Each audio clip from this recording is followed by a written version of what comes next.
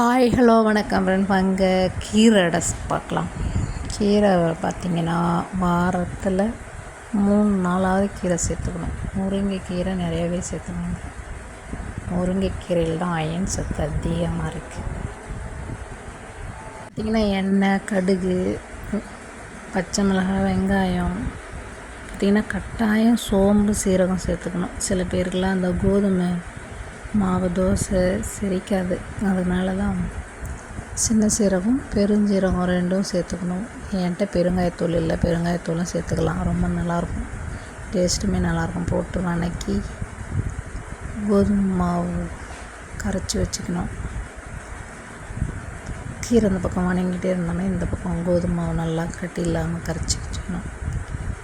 கரைச்சி வச்சுட்டு உப்பு போட்டு நல்லா வதங்கின பிறகு கீரை சும்மா 2 நிமிஷத்துலேயே வெந்துடும். வெந்த உடனே எடுத்து மாவில் போட்டு நல்லா கிண்டணும். கிண்டி அடையாக ஊற்றி சாப்பிட வேண்டியது தான்.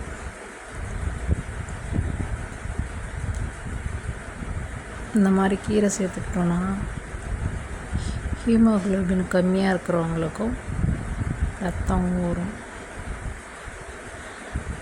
சத்து அதிகம் உள்ள கீரை அடை செஞ்சு சாப்பிடுங்க, சூப்பராக இருக்கும் டேஸ்ட்டு.